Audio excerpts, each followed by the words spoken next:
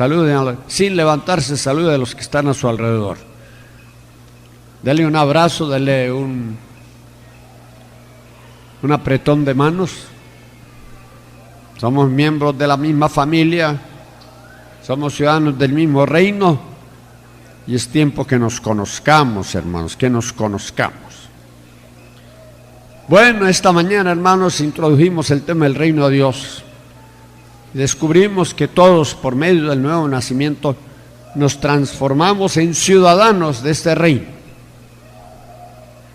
Usted puede haber aceptado a Cristo sin haber nacido de nuevo. Hay mucha gente que levanta la mano, pasa adelante, hace profesión de fe, que no experimenta el nuevo nacimiento. Porque el nuevo nacimiento, según 2 Corintios 5, dice, de modo que si alguno está en Cristo Jesús, ¿qué es? Y si no ha habido un cambio en su vida, que las cosas viejas han comenzado a pasar y las cosas nuevas han comenzado a suceder. Si no han habido cambios radicales en su vida desde que usted supuestamente, entre comillas, aceptó a Cristo, yo dudo de que usted haya nacido de nuevo. El nuevo nacimiento, del cual vamos a hablar en una de estas ocasiones, trae resultados, no solamente evidentes para la persona que experimenta el nuevo nacimiento, sino para los que están alrededor. La gente se va a extrañar y va a preguntar, ¿qué te está pasando? Te he visto muy cambiado, tu carácter ha cambiado, tu conducta ha cambiado, ¿qué ha sucedido? Y es un momento lindo para dar testimonio de la obra de Dios en nosotros. Pregúntate esta noche, como les dije a los hermanos que estuvieron en la mañana, si eres realmente un hijo de Dios por la fe de Jesucristo. Muchos solo cambian de religión. Antes eran miembros de la iglesia tradicional, la iglesia católica, hoy son cristianos evangélicos. Pero no hay ninguna diferencia. Todas son las mismas personas, pero con un traje diferente. El cambio ha sido externo, no interno. Antes eran espiritistas, hoy son evangélicos. Antes eran ateos, hoy son evangélicos. Antes eran quién sabe qué, y hoy dicen que son evangélicos. Pero el cambio no se ha dado. El cambio no se ha visto. Yo le voy a decir, hermanos amados, un verdadero ciudadano del reino va a demostrar al mundo que el Espíritu Santo ha comenzado un proceso, no es de la noche a la mañana, es un proceso, y a veces largo y a veces difícil, pero es un proceso que se inicia en el momento que usted se convierte y va a seguir meses, años, para llevarlo a usted a la madurez o a la perfección. Dios no quiere que usted permanezca en el estado en que se encuentra en este momento. Si usted está satisfecho con haber llegado hasta donde está, pues hermano, ahí se va a estancar y se va a corromper. Dios quiere llevarlo. ¿Cuál es la meta de Dios por medio de la obra del Espíritu Santo en tu vida? Que tiembles, que grites, que hables unas pocas palabras en lenguas. ¿Cuál es el propósito de Dios en tu vida al impartirte el Espíritu Santo en la obra de regeneración y la obra de transformación? ¿Cuál es? ¿Nadie sabe? Es reproducir en nosotros ¿qué? La imagen de Jesucristo. Jesús es el ejemplo, es el modelo, y Dios quiere transformarnos a imagen de Jesucristo. Lo dice 2 Corintios capítulo 3. Busquen, no me miren con esos ojos turnios, esos ojos zarcos. Busquen su Biblia, para eso la trajeron, así confío. Dice 2 Corintios 3, 17, porque el Señor es el Espíritu, y donde hay Espíritu del Señor, allí hay libertad. Por tanto, nosotros todos, oigan bien, nosotros todos los que nos hemos convertido de corazón a Cristo, mirando a cara descubierta, como en un espejo, la gloria del Señor, somos transformados de gloria en gloria. Ahí está el proceso,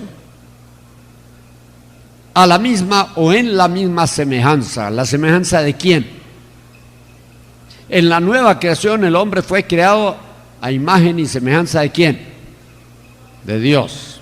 Aunque esa semejanza, por culpa del pecado, se deformó. En la nueva creación en Cristo Jesús, Dios inicia el proceso de reconstrucción de la imagen de Dios en nosotros.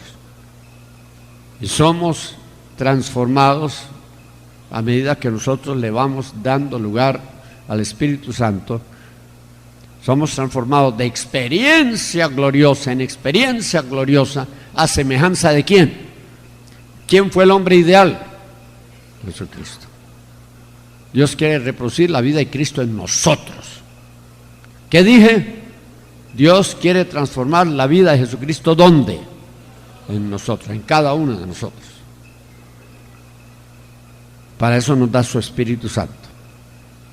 El Espíritu Santo, hermanos, como les dije antes, está hoy en el mundo para manifestar el reino de Dios. De modo que cuando el Espíritu Santo toma su lugar correcto en nuestras vidas, no solamente nos empieza a transformar de gloria en gloria a la imagen de Cristo Jesús, sino que nos empieza a revelar los misterios del reino de Dios para que nosotros seamos ciudadanos de ese reino con todos los deberes y todos los derechos que nos corresponden. Amén, hermanos. ¿Lo entendieron? Los ciudadanos del reino de Dios son personas que han sido regeneradas y transformadas por el poder del Espíritu Santo que opera en nosotros en el momento que de corazón nos entregamos a Cristo. Ahora, Pablo dice en varias ocasiones: júzguese, examínese, pruébese. Eso quiere decir que nosotros tenemos que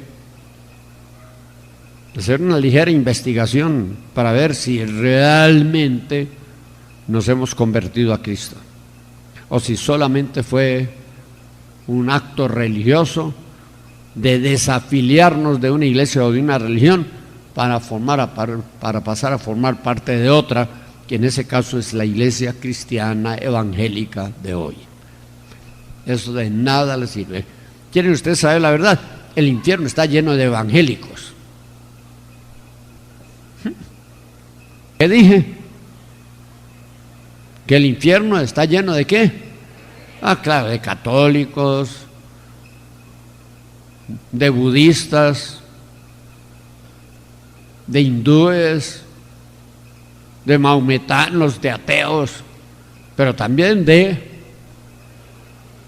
evangélicos que han adoptado la religión evangélica, que se han hecho evangélicos, a veces por intereses, por conveniencias, etcétera, etcétera. De modo que no se confíe, porque usted dice: yo soy evangélico, que con eso tiene abiertas las puertas del cielo.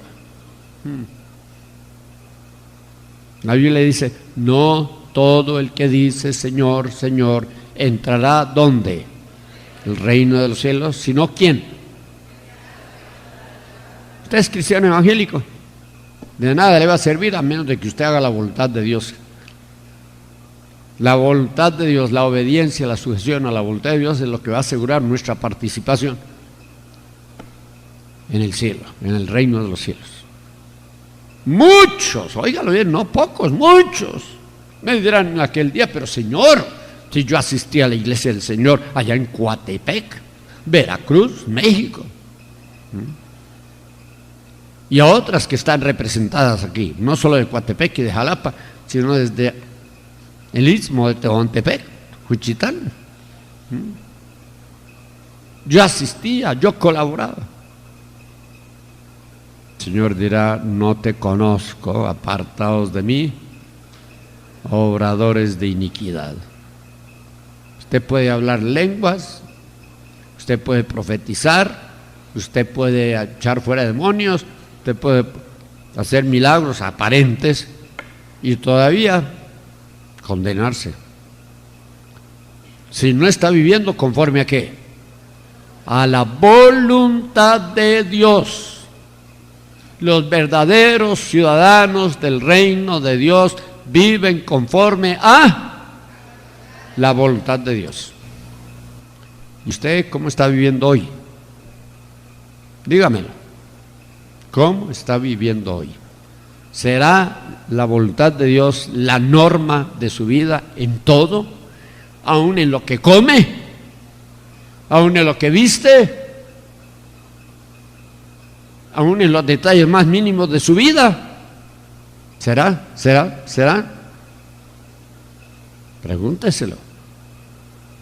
Porque, hermanos, como resultado de este seminario, yo espero que muchos que han estado viviendo una vida así cristiana a medias se afirmen, se consoliden y lleguen a ser ciudadanos del reino de Dios. ¿Cuántos quieren ser ciudadanos del reino de Dios? Pues algunos ya lo son. Otros, quién sabe, ni la mano levantaron, como el que les dio pereza y necesitan ser liberados de ese demonio también. ¿Cuántos quieren participar de lleno en el reino de Dios? En esta vida y más aún en la vida venidera. Pues, hermanos, para lograr eso tienen que conocer y cumplir la voluntad de Dios. Es la única forma. La única forma. De modo que, como dicen en Guatemala, pónganse las pilas. Ponerse las pilas es ponerle al pequeño radio portátil, ponerle ¿qué? Las baterías. Aquí también usa la palabra pilas para que funcione. Pónganse las pilas para que funcionen como ciudadanos del reino de Dios. ¿Cuánto le alaban? ¿Cuánto le bendicen? Bueno, tomen las hojas y notaremos, hermanos, en el primer párrafo de la primera hoja, la definición de lo que es el reino de Dios, y la vamos a repasar porque esto es de vital importancia. El reino, la palabra reino es una traducción de una palabra griega que aparece en los manuscritos originales del Nuevo Testamento. La palabra griega es basilea.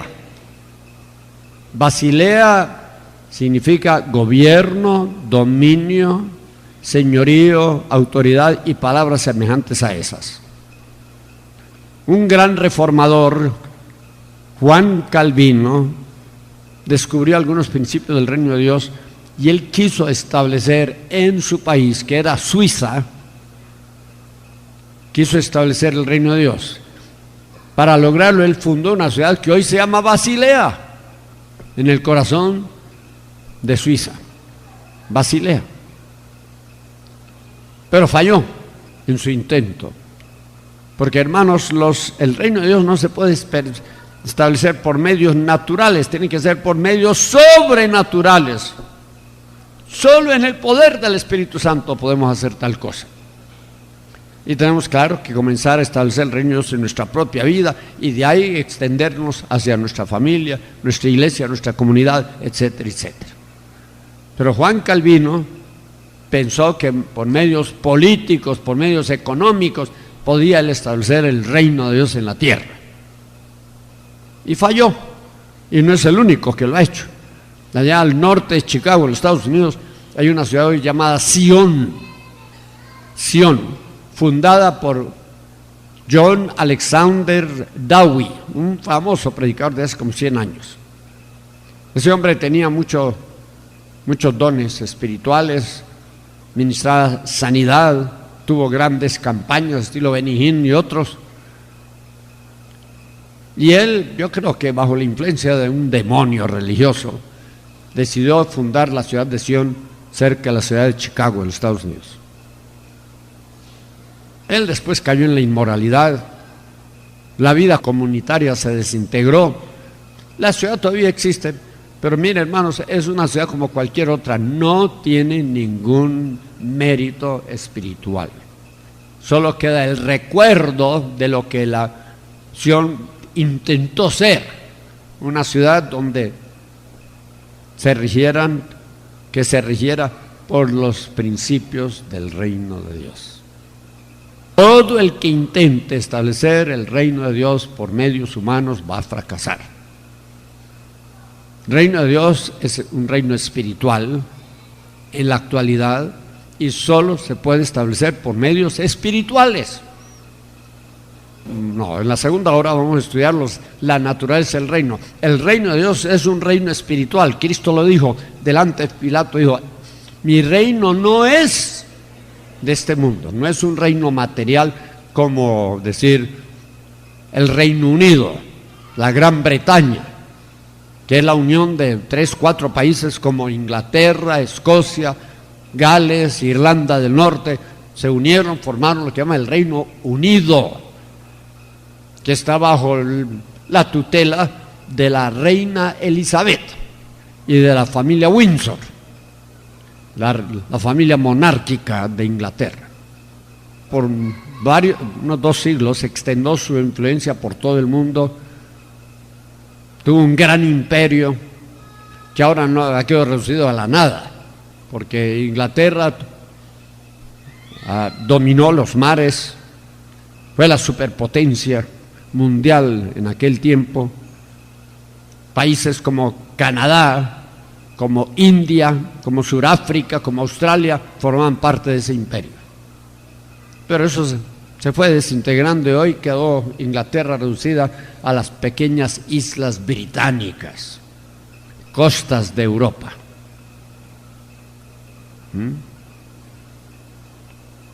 Pues hermanos amados, el reino de Dios no es un reino material, sino espiritual, que reconoce ¿a quién? A Jesucristo como Rey, como Señor. Y el reino de Dios solo se puede establecer en una persona, en una ciudad, en una nación, por medio del poder del Espíritu Santo. Óiganlo bien. Amén, hermanos. Ese es un principio esencial del reino, que es el Espíritu Santo el que establece el reino de Dios en la tierra, hoy. Bueno, Basilea entonces significa gobierno, dominio, señorío, autoridad. Dios quiere establecer su reino en medio de nosotros. Hoy les dije en la mañana que el reino de Dios en su totalidad, en su perfección, va a ser establecido en la tierra. ¿Cuándo? Cuando Cristo venga. Necesitamos no solo la presencia espiritual, sino la presencia real y física del Señor Jesucristo en la tierra, para que el reino de Dios pueda ser establecido en su totalidad. Pero hoy podemos tener un anticipo de ese reino, un preludio. Dios quiere manifestar su reino hoy en la iglesia y a través de la iglesia manifestar su reino en la tierra. Amén, hermanos. ¿Dónde tiene que comenzar Dios a manifestar su reino en esta época actual? En la iglesia. Y tú eres iglesia. ¿Cuántos son iglesia? Entonces, ¿dónde va a empezar Dios a manifestar su reino? En usted. En usted. No espere que empiece a manifestarse en los demás miembros de la iglesia. Usted, con que Dios comience a manifestar su reino en usted, y ahí se va a extender a otros. Usted va a ejercer una influencia sacrosanta sobre la vida de los demás, y ese reino que comienza a manifestarse en usted se va a extender a los demás hermanos en Cristo de la comunidad a la cual usted asiste. Amén, hermanos. Usted sujétese al Espíritu Santo, déle el lugar al Espíritu Santo que desea y merece en su vida, y va a ver lo que va a suceder. Usted va a ser transformado en una persona dinámica que Dios va a usar para establecer su reino, primero en su casa, después en su iglesia, después en su comunidad, después en su ciudad, y de ahí posiblemente al mundo entero. ¿Ah? ¿Están de acuerdo con eso? Muy bien. ¿Qué es el reino? Primero dije que era un sistema de gobierno. ¿Se acuerdan? Eso no está en las hojas, sería bueno que lo copiaran. ¿Qué es el reino? Un sistema de gobierno que Dios establece en el mundo hoy. ¿Y quién rige en ese sistema? ¿Quién gobierna ese sistema? Dios. como el Rey del universo. Amén, amén, amén. Primero es un sistema de gobierno y segundo es un territorio, un lugar geográfico donde un rey es reconocido como gobernante y todos los súbditos de ese reino se sujetan a él. Amén. Ahora, su hogar puede ser el territorio, su iglesia puede ser el territorio. Dios quiere establecer su reino geográficamente en determinado lugar, que inicialmente puede ser su casa o su iglesia, y de ahí extenderse en forma concéntrica hacia los alrededores hasta cubrir toda la tierra. ¿Cuánto glorifican el nombre del Señor? Mire, sistemas de gobierno en la iglesia hay diversos, lo vemos en el punto número 2. Vamos a saltar hacia ahí. ¿Cuál es el sistema de gobierno que debe imperar en la iglesia de Jesucristo? ¿Cuál es? ¿Cuál es? ¿La autocracia? ¿La democracia? ¿O la teocracia? ¿Qué es autocracia? Es un gobierno dirigido por un solo hombre, que puede ser un hombre extremadamente brillante, grandes cualidades personales, extremadamente inteligente, un gran administrador, un gran predicador. Él establece una iglesia y la domina. Es amo, jefe. Y nadie se opone a lo que él determina hacer. Allí nadie, no hay, bueno, puede haber como pantomima por engañar a la gente, puede haber un consejo de, bueno, podrán decir hasta de ancianos, pero no, realmente no lo son. Son figuras decorativas. No tienen verdadera autoridad.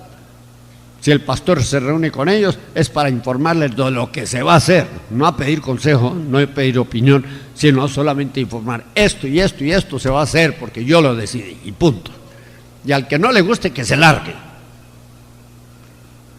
Casi, con su actitud, casi los echa de la iglesia. Una autocracia, ¿qué es? Una dictadura. Es un gobierno despótico, que no se toma en cuenta ni a Dios ni al hombre, sino que la persona que está al frente de ese gobierno toma todas las decisiones. México se ha librado mucho de los gobiernos despóticos, aunque aquí hubo una dictadura. A ver, ¿cuál fue la dictadura? ¿De quién? No, ustedes acaban de salir de una de 70 años. No, la dictadura de una persona, de un partido. ¿Sí? Todavía hay algunos seguidores del PRI aquí, debo tener mucho cuidado. Pero hermanos amados, el PRI fue una dictadura. Y fueron los jerarcas de ese partido los que escogían al futuro candidato a la presidencia, ¿eh? Le daban el dedazo. ¿Se acuerdan? Era una dictadura. Por ejemplo, en Guatemala tuvimos una serie de dictaduras. ¿Y sabes qué? Detrás de quién estaban esas dictaduras? El ejército de Guatemala. El ejército es el que decidía quién podía correr como candidato a la presidencia. El ejército tenía que aprobar los candidatos, fueran de el partido que fuera. Hay dictadura de partido, hay dictadura de ejército. Ese es un gobierno autocrático, o sea, de una persona o de un grupo de personas, en que el pueblo no puede hacer nada sino callarse y aguantar. Así hay iglesias, hermanos, hoy, tristemente, muchas de las llamadas mega iglesias, de las iglesias que tienen como pastor una figura relevante, muy conocida, muy admirada, muchas de las iglesias son autocracias. Segundo lugar, la palabra democracia, ¿la ven allí en las hojas? El gobierno del pueblo por el pueblo. Ese gobierno se impone más que todo por elección popular. Se hace la campaña política, se hace toda la propaganda radial, impresa, etcétera, etcétera, para influir sobre el pueblo para que voten por determinada persona y determinado partido. Dicen que es un gobierno democrático. Y ese estilo de gobierno ha infiltrado de la iglesia, porque hay iglesias donde todo se hace en base a ¿cómo podemos decir? Negociación, se reúne la membresía y empiezan a discutir y a aprobar los planes, y muchas veces se vuelve una batalla campal. Yo he ocupado cargos en el liderazgo de la obra de Dios en Guatemala. Fui secretario de la Alianza Evangélica, que es el organismo supremo del pueblo cristiano, y a veces me mandaban a intervenir en unos zafarranchos en las iglesias. A veces me llamaban de emergencia: váyase para tal iglesia porque ya se inició la batalla campal. Y yo llegué a iglesias donde habían dos bandos, uno de este lado, uno de allí, y se insultaban, hijo de tantas y palabras, pero se subían sobre las bancas, sobre las sillas. Manifiesto no solo la carne, al diablo a través de la carne. Y se pegaban. Yo llegué a una iglesia presbiteriana hace algunos años en que habían radiopatrullas de la Policía Nacional afuera. Los vecinos los habían mandado llamar a la policía. Yo les dije a los de la policía: denos tiempo, vamos a ver cómo podemos arreglar esta situación. Y yo le voy a decir, no recuerdo si fue esa iglesia u otra, pero me dijeron: y usted, hijo de tantas, ¿con qué derecho viene usted aquí a meterse en este asunto? Pues, con la autoridad que me concedía la Alianza Evangélica.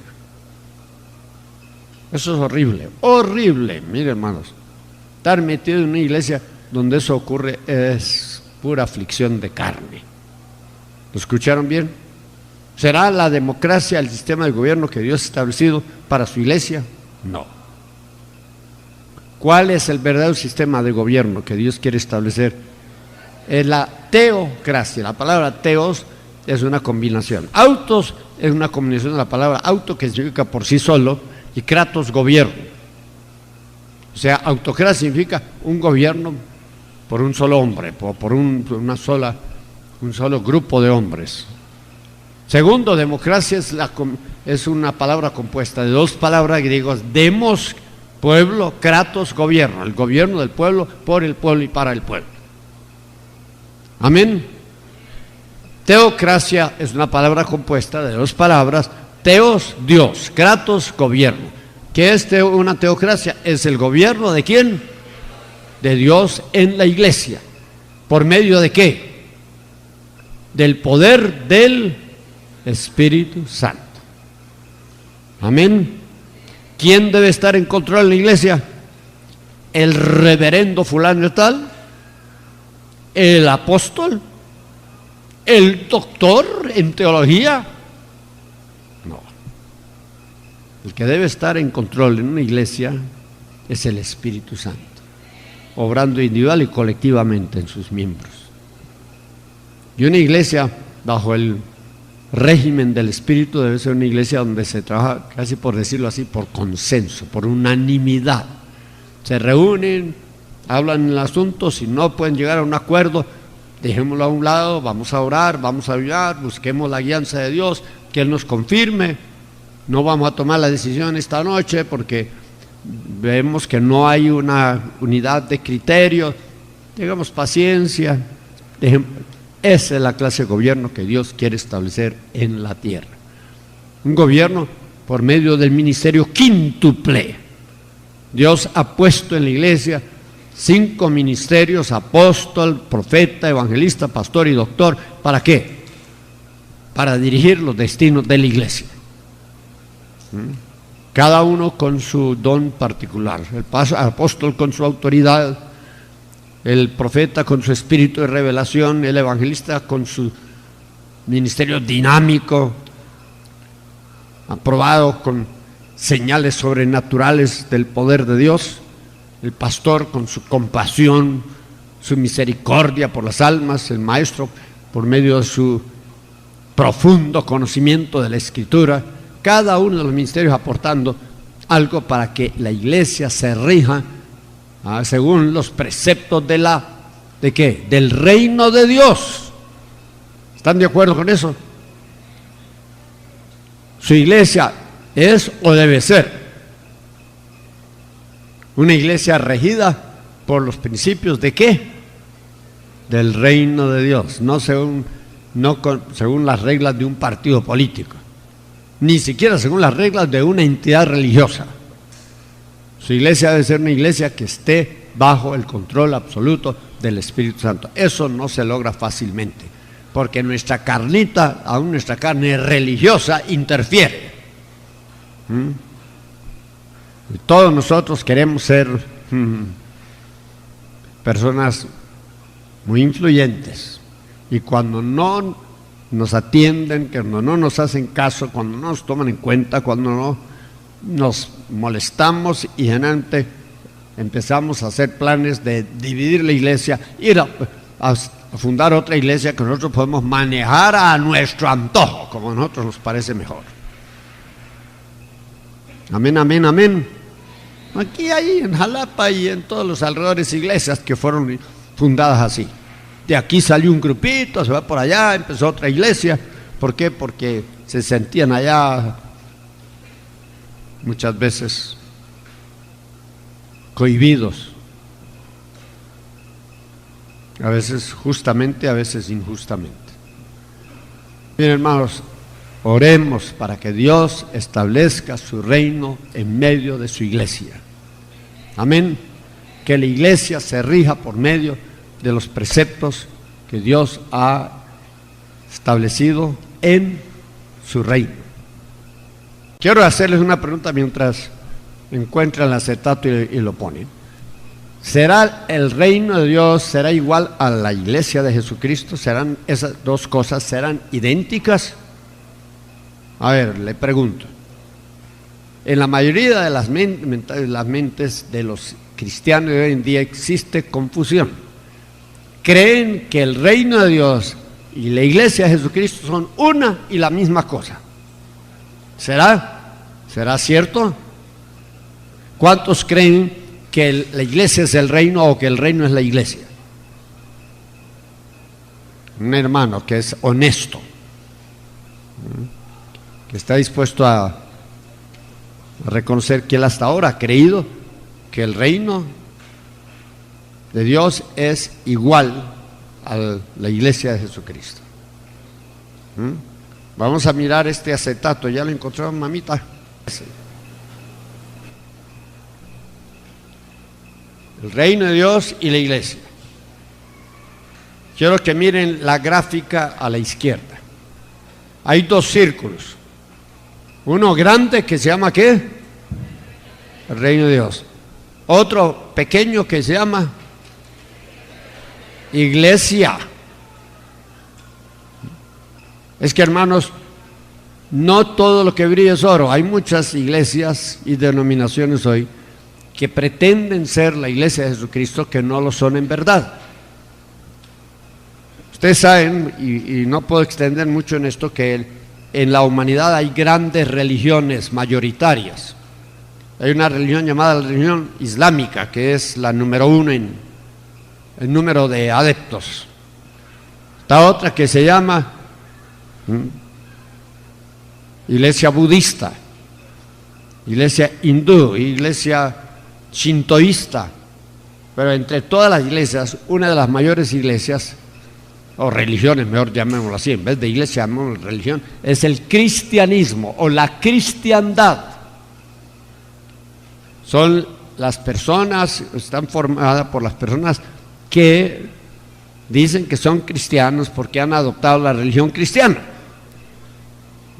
No saben nada de la vida de Dios en Cristo Jesús, pero son cristianos por tradición. Nacieron en el cristianismo, heredaron el cristianismo de sus padres. Usted habla aquí con la gente de Veracruz, de México, y le dice: ¿usted qué es? Católico. Mi abuelo fue católico, mi madre fue católica, mi abuela fue católica, mis abuelas fue católica, yo nací católica y muero católica. Pero si usted le pregunta acerca de su fe, sabe poco o nada. No conoce ni siquiera las partes más importantes del dogma católico. No lo sabrían presentar ni lo sabrían defender. Amén. Pues así hay muchos evangélicos, especialmente en Europa, en Estados Unidos. Usted encuentra mucha gente que dice que es cristiana. ¿Por qué? Porque heredaron la religión de sus antepasados. Son bautistas por tradición, presbiterianos por tradición. O sea, no han tenido un encuentro personal con Cristo, no conocen la salvación. Asisten ocasionalmente a la iglesia, como tantos católicos que solo van a misa 2 o 3 veces al año. Así hay muchos evangélicos que por ahí de vez en cuando aparecen en un culto para una boda, para un velorio, para alguna actividad especial a la cual son invitados, pero no son cristianos de verdad. Son religiosos, cristianos o evangélicos, ¿no? Pues miren, el círculo menor está dividido en dos: la iglesia verdadera y la iglesia ¿qué? Falsa. La iglesia verdadera, ¿por quién está compuesta? Por los verdaderos creyentes en Cristo Jesús, que han tenido la experiencia ¿de qué? Del nuevo nacimiento. La iglesia falsa está formada ¿por quién? De las personas que tal vez en un censo dirían: yo soy cristiano, soy evangélico, pero que no dan ninguna evidencia de un cambio operado por el Espíritu Santo en sus vidas. Heredaron su religiosidad. Sus abuelos, sus bisabuelos fueron cristianos evangélicos, hasta se enorgullece de decir: mi padre fue el primer cristiano en este pueblo, mi abuelo o mi tatarabuelo. Bisabuelo, tatarabuelo, fue el primer evangélico, hace 100 años él lo convirtió, él fue el fundador de la iglesia, primera iglesia evangélica. Y se sienten orgullosos de su tradición, pero son unos borrachos y son unos adúlteros, ¿no? Viven una vida desordenada o desenfrenada. Son evangélicos.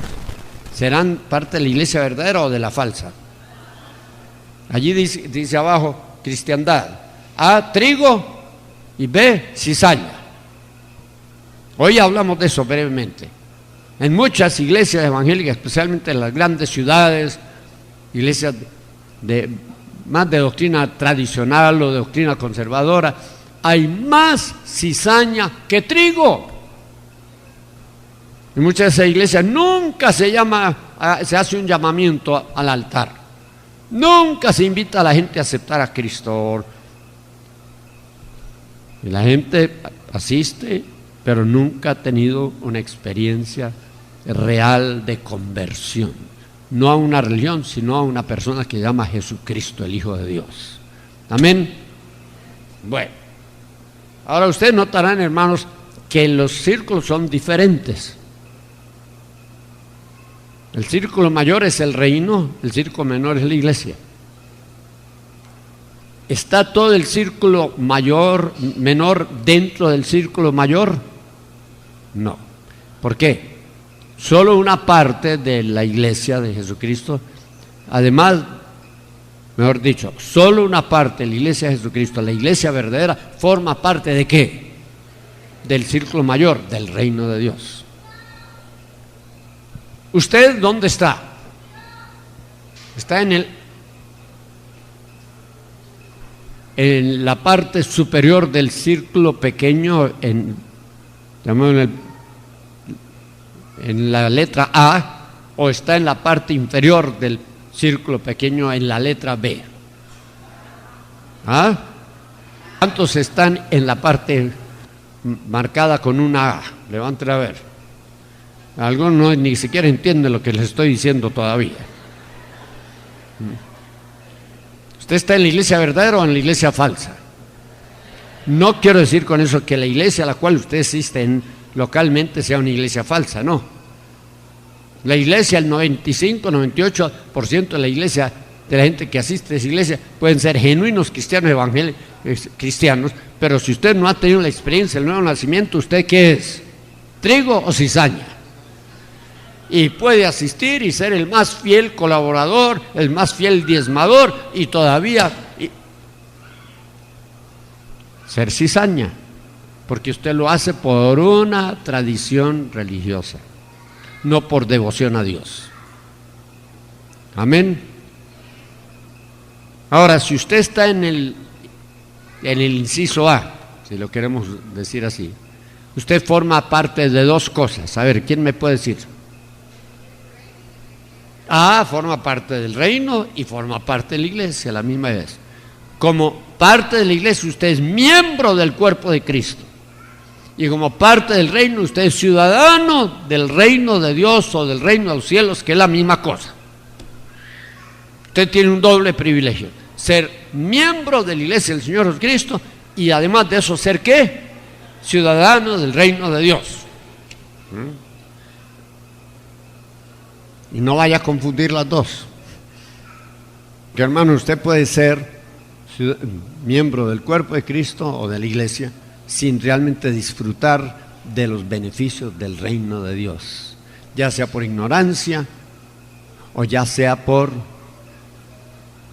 incredulidad o ya sea por cualquier otra razón, incluyendo su rebeldía innata.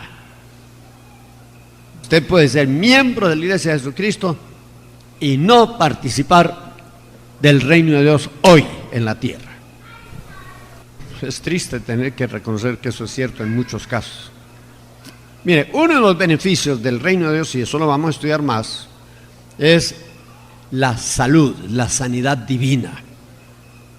Jesucristo le dijo a los 70 que Él mandó de 2 en 2, 70 discípulos, le dijo: en cualquier ciudad en que entrare, sanad a los enfermos que en ella hubiere, y decirles: el reino de Dios ha llegado a vosotros. La salud del cuerpo y la salud del alma son beneficios del reino de Dios. Los ciudadanos del reino de Dios tienen derecho ¿a qué? A ser sanos y a vivir sanos y a mantenerse sanos.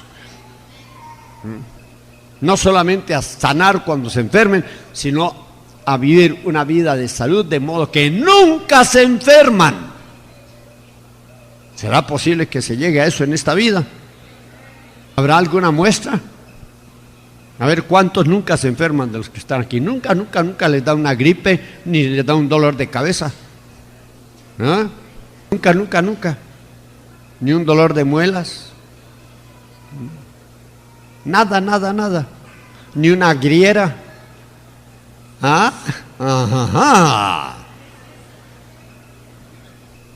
Agriera, agrura o agriera. Una indigestión. Por comer mucho, comer cosas incorrectas, tal vez. Bueno, ¿no creen ustedes, hermanos, que podemos llegar a un punto donde no nos enfermamos? Viviendo como Dios manda, así debe de ser. Pero es que violamos las leyes de Dios que rigen aún en la nutrición, en la salubridad. Yo creo que la vez pasada que vine les di mi testimonio. Yo hace 42 años renuncié a la medicina. No he ido con un doctor en 42 años. Hace 30 años el Señor me sanó por fin del asma y llevo 30 años de no tener un dolor de cabeza. Y trabajo como es negro esclavo. Me levanto a veces a una hora descomunal, mientras están roscando 3:25, 3:30, yo estoy en pie. Duermo poco, 5 horas, 6 horas, y como menos. Y sin embargo me mantengo, no digo en perfectas condiciones de salud, más o menos. A veces me ataca la enfermedad, pero yo no me rindo. Ahora que estuve en Canadá y en Puerto Rico, me quiso atacar una enfermedad. Estaba predicando en Dallas, Texas, y a medio mensaje empecé a sentirme mal. Y simplemente le dije: hermanos, perdonen, voy a tener que interrumpir el mensaje, tengo que salir un momentito. Llamé al pastor, le dije, canten un par de coros mientras yo voy. Y fui al baño y allí reprendí. Yo pensé que iba a vomitar o algo, nada sucedió. Volví al púlpito, terminó el mensaje y pasó la crisis. No sé si se me bajó la presión o se me subió la presión. Yo nunca mido mi presión, yo ni sé. No he hecho examen de sangre, ni examen de colesterol, ni de nada, 42 años. Así es. No, sí me ataca la enfermedad, soy humano, tan humano como ustedes, no me miren como un extraterrestre, aunque quizás parezca. Soy humano, pero he aprendido a vivir por la fe del Hijo de Dios. Dios me reveló hace muchos años un pasaje que dice, para que la vida de Jesucristo sea manifiesta en vuestro cuerpo mortal, no solo en el espíritu, no solo en el alma, en nuestro cuerpo. Dios quiere manifestar la vida de Jesucristo. ¿Y hay han encontrado usted un versículo en la Biblia donde dice que Jesús se enfermó de algo? ¿Le dio dolor de cabeza o de panza o de muela? No, nunca. Y esa misma vida Dios la quiere manifestar, ¿dónde? En nosotros. Esa es parte del reino de Dios, hermanos. Pero hay muchos creyentes que están en el círculo pequeño, en el ajo, pero no están participando de lleno en el reino de Dios. Porque muchos están oprimidos y muchos están enfermos y muchos viven en una profunda pobreza que no debe existir en la vida de un verdadero hijo de Dios y un ciudadano de su reino. Porque para todo eso Dios ha hecho provisión. Amén. Eso quiere decir que el hecho de que usted sea miembro del cuerpo de Cristo a nivel local o general no quiere decir que usted esté participando de lleno en el reino de Dios hoy, como Dios quiere. Amén, hermanos. Dios quiere que usted participe en todos los aspectos de su reino hoy, aquí en la tierra. Y sin embargo, muchos hermanos viven casi como si fueran impíos. Tristes, desconsolados, todos achacosos, enfermos, decaídos en su ánimo, en depresión continua, sumidos en la pobreza, sumidos en la ignorancia, sumidos. Ay, hermanos, serán ciudadanos del reino. Potencialmente lo serán, pero no en la realidad. Amén, amén, amén.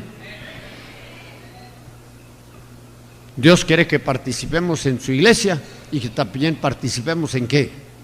En su reino. Ahora ustedes notarán, hermanos, aquí en el círculo de la derecha, Iglesia de Jesucristo, el círculo ya lo metí dentro del reino y tiene dos aspectos. El A, la iglesia ¿qué? Esa es la que está delante de Dios, delante del trono de Dios hoy. Son los santos en gloria, los que nos han adelantado, los que han muerto y están con Cristo. Son parte de la iglesia triunfante. Mi esposa está allá. No digo mi ex esposa, mi esposa. Yo tengo un pegue con las mujeres ahora enorme, más de lo que tenía cuando era joven. En muchos lugares donde voy hay hermanas muy solícitas. Fui a Puebla, yo creo que les conté hace algunos meses, y una mujer se me acercó y me dijo: quiero hablar con usted, por favor, deme un tiempo. Yo pensé que tenía un problema, que quería una consulta, que quería una oración, y esperó ella que se fuera la gente. Nos fuimos por ahí a un lado y me dice: hermano, perdone, pero me da vergüenza decírselo, pero yo estoy enamorado de usted.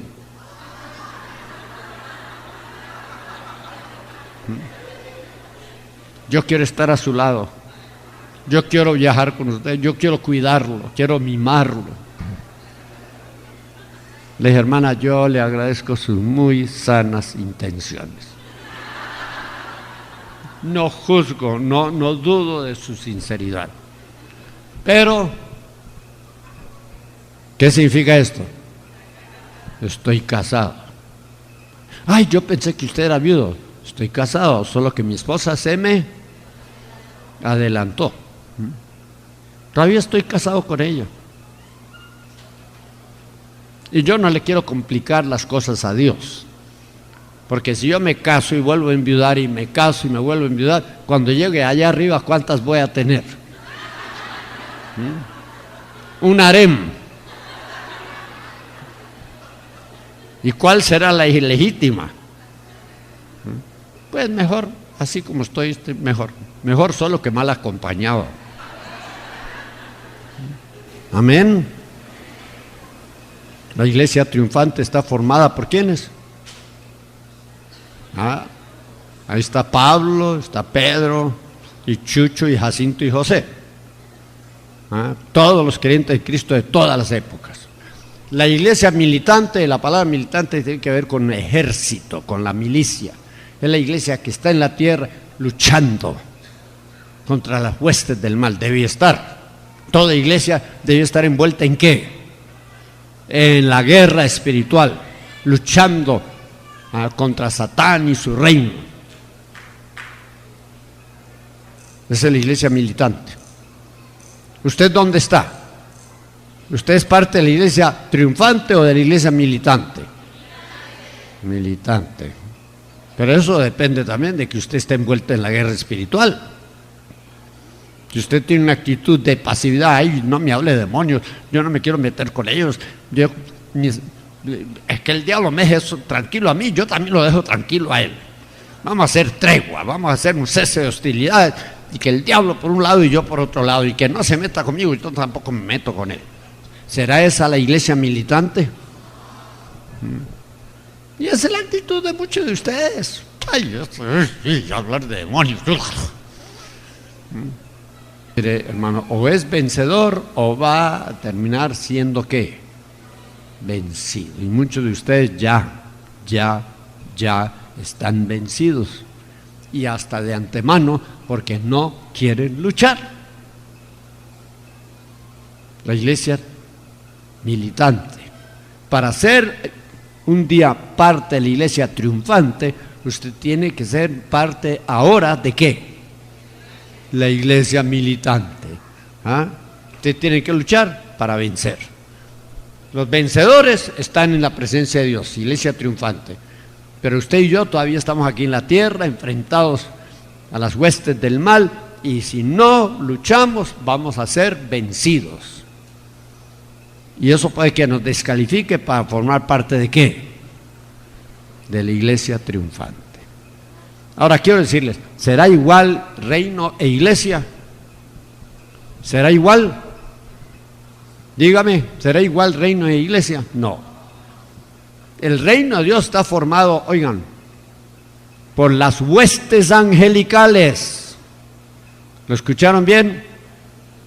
Por las huestes angelicales.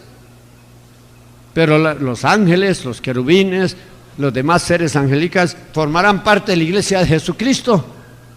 No, absolutamente no. ¿Usted ha visto algún ángel pararse en una campaña y decir, yo paso a aceptar a Cristo? Un ángel se materializa para aceptar a Cristo. Yo antes era borracho, pero ahora me arrepiento, dirá el ángel.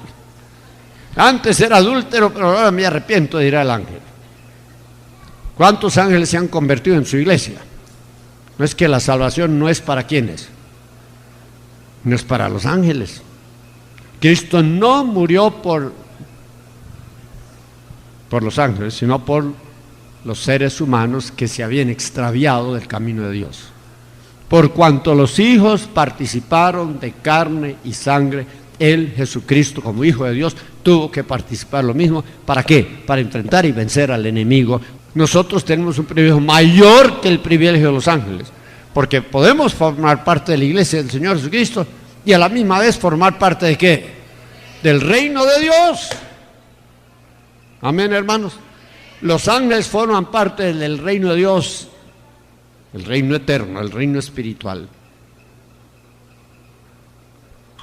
Pero nosotros podemos formar parte de las dos cosas. Amén. Del reino y de la iglesia. Lo que pasa es que muchos hermanos que genuinamente forman parte de la iglesia del Señor Jesucristo no saben casi nada acerca del reino de Dios. Y se pierden el privilegio de participar de muchos de los beneficios del reino de Dios en la actualidad. Y este seminario esperamos que los introduzca a ustedes a una nueva dimensión del Espíritu, en que ustedes son sanos, ustedes son libres, son prósperos, son ungidos por el Espíritu Santo para vivir una vida de victoria y de utilidad para el reino de Dios. Amén. ¿Cuántos quieren eso? ¿Cuántos desean que Dios los llene, los sature con su Espíritu Santo y vivan una vida en un plano superior?